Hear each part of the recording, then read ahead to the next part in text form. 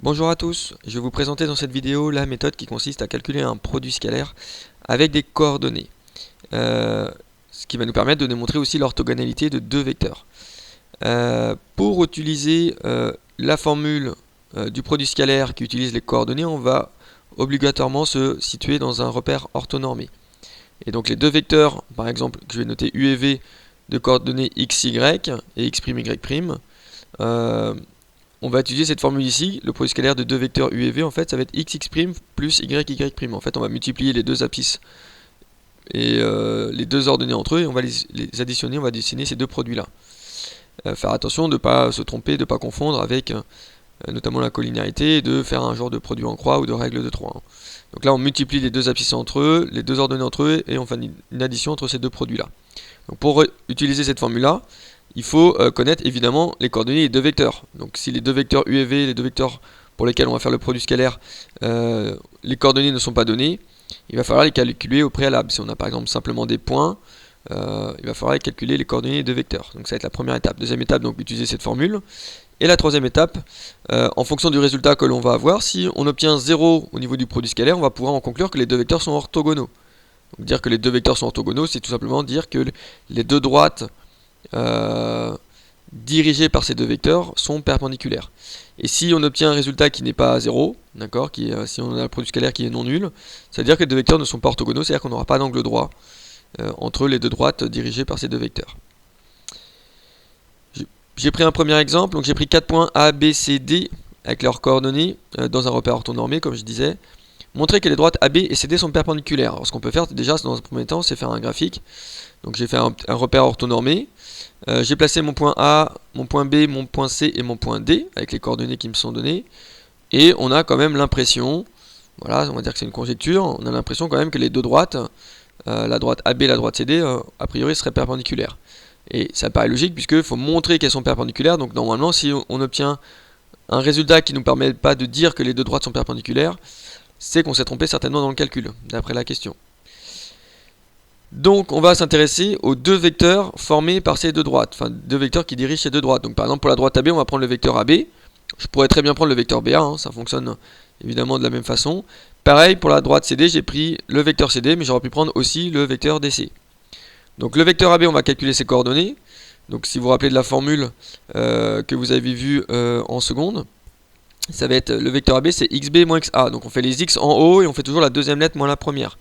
Donc si vous avez un petit peu de mal pour calculer les coordonnées de vecteurs, vous vous redirigez vers une vidéo que j'ai faite pour les secondes qui détaille un petit peu plus ce calcul.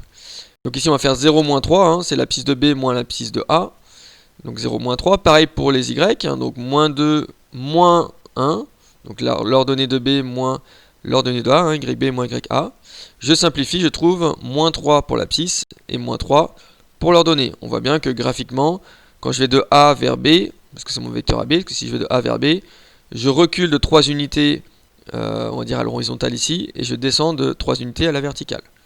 Même principe avec mon vecteur CD, donc je vais faire XD moins XC, donc 4 moins 1. Je fais pareil avec les Y, YD moins YC, je fais toujours la deuxième lettre moins la première, les X en haut et les Y en bas. Et donc j'obtiens 5 pour l'abscisse et moins 5 pour l'ordonnée. Donc si je vais de C vers D, j'avance bien de 5 unités et je descends de 5 unités. Donc j'ai les coordonnées de mes deux vecteurs. Maintenant je vais pouvoir calculer assez facilement le produit scalaire de mes deux vecteurs, c'est-à-dire que je vais utiliser la formule x fois x' plus y fois y'. Donc là je suis à l'étape 2 de la méthode. Sachant que le x, c'est l'abscisse de mon premier vecteur. Le x' c'est l'abscisse de mon deuxième vecteur. Plus y c'est l'ordonnée de mon deuxième vecteur, de mon premier vecteur. Fois y', l'ordonnée de mon deuxième vecteur.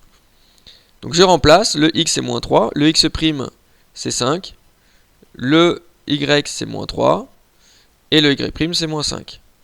Je calcule, ça me donne moins 15 plus, et moins 3 fois moins 5 ça fait plus 15, donc ça fait bien 0. Donc le produit scalaire de mes deux vecteurs vaut 0, ça veut dire que mes deux vecteurs A, B, C, D sont orthogonaux.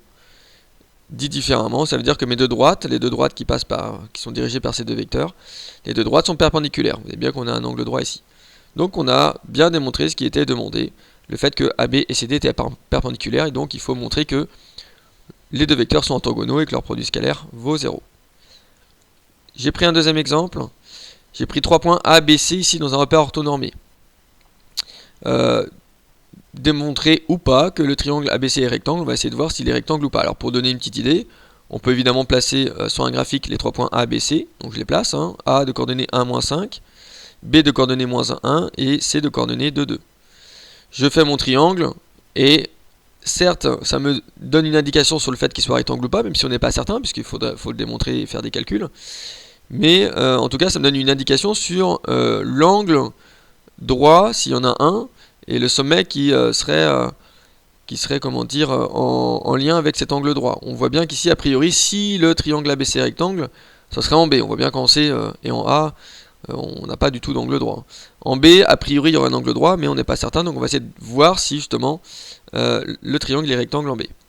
Donc on va utiliser deux vecteurs, et notamment le produit scalaire de deux vecteurs. On va prendre par exemple le produit scalaire de BA et de BC. Alors évidemment j'ai pris BA, j'aurais pu prendre une fois de plus, j'aurais pu prendre AB, et je prends BC, j'aurais pu prendre une fois de plus, j'aurais pu prendre CB. Bon, j'ai pris BA et BC, donc je vais faire le même principe, c'est-à-dire que je vais calculer les coordonnées de BA. Donc je fais XA moins XB, hein, je fais toujours la deuxième lettre moins la première, donc XA moins XB ici, YA moins YB, hein, moins 5, moins 1. Je calcule, je trouve 2 et moins 6, qui se vérifie aussi graphiquement. J'avance de 2 unités, je descends de 6 unités. Je fais pareil pour BC, donc XC moins XB, YC moins YB, je suis assez rapide. Donc ça me donne 3 et 1. Donc 3 et 1, ça paraît aussi cohérent par rapport à mon graphique. Si j'avance de 3, je monte de 1 pour aller de B vers C. J'utilise ma formule, hein, toujours la même. X fois X' plus Y fois Y'. Le X, c'est le 2. Le YX' c'est le 3. D'accord, donc je multiplie les deux abscisses entre elles. Le Y, c'est moins 6. Et le Y', c'est 1. Donc je multiplie les deux ordonnées entre elles. Et après, j'additionne ces deux produits-là. Donc ça fait 2 fois 3, ça fait 6. Moins 1 fois 6, moins 6 fois 1, pardon, ça fait moins 6. Et donc ça me donne 0. Donc le produit scalaire ici de mes deux vecteurs vaut 0. Ça veut dire que mes deux vecteurs sont orthogonaux. Et donc que mes deux droites sont perpendiculaires. Ce qui veut dire autrement que mon triangle est rectangle en B. J'espère que vous avez compris comment calculer le produit scalaire de deux vecteurs en utilisant leurs coordonnées. Et de démontrer que deux vecteurs sont orthogonaux. Merci de m'avoir écouté. À bientôt.